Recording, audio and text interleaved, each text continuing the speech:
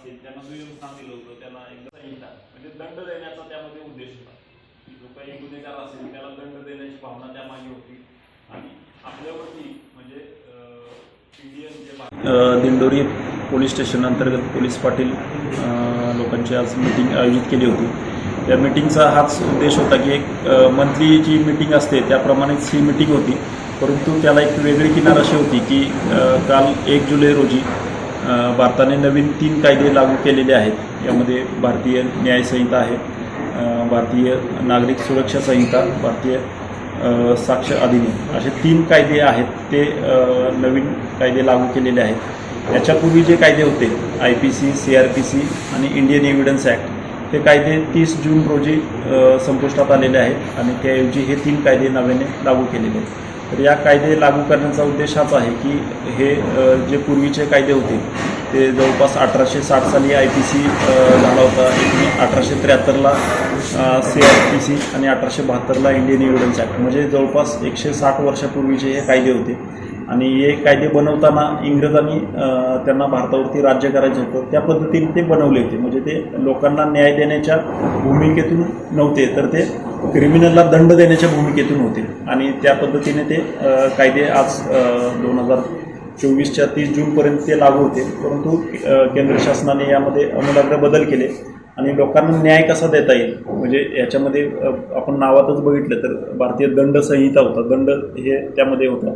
तर आता भारतीय न्याय संहिता म्हणजे नागरिकांना न्याय कशा पद्धतीने देता येईल, त्याचबरोबर आरोपींना पण दंड कसा आणि लवकरात लवकर देता येईल, या पद्धतीने तिन्ही कायद्यामध्ये आमूलाग्र बदल केलेले आहेत. त्यामध्ये कलमांचे नंबरसुद्धा चेंज झालेले आहेत.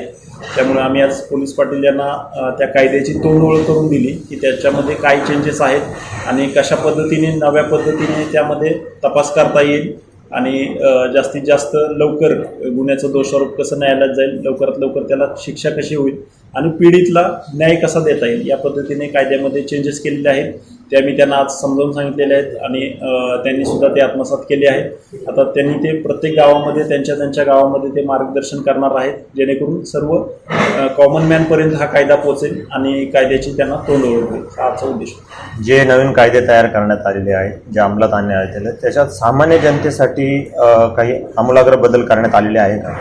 हो, नक्कीच. हा कायदा जो आहे हा सामान्य जनतेच्या फोकसमध्ये ठेवूनच हा केलेला आहे. याच्यामध्ये लोकांना लवकरात लवकर न्याय मिळणे, FIR साठी सुद्धा ऑनलाईन FIR दाखल करणे, त्यामध्ये 3 दिवसाचा पिरियड दिलेला आहे. 3 दिवसामध्ये त्यांना ज्यावेळी शक्य असेल त्यावेळी त्यांनी पोलीस स्टेशनला येऊन त्यावरती साईन करणे. म्हणजे एखाद्याला अत्यंत अडचण असते, इमिजिएट येऊ शकत नाही, तर तो ऑनलाईन सुद्धा FIR करू शकतो. गुन्हे दाखल केल्यानंतर वेळेत तपास होणे, 60 दिवसाची मुदत दिली आहे. महिलांविरोधी जे गुन्हे आहेत, सिरियस गुन्हे आहेत, याच्यामध्ये 60 दिवसाच्या आत त्याची दोषारोपाची निर्गती होणं गरजेचं आहे. त्याचबरोबर काही शिक्षा वाढवलेल्या आहेत, म्हणजे गँगरेप असेल, बलात्कार असेल, याच्यामध्ये अधिक स्ट्रिंजंट शिक्षा केलेली आहे. आणि हा नागरिकांच्या दृष्टीनं त्यांना न्याय देण्याच्या दृष्टीने हा कायदा केला.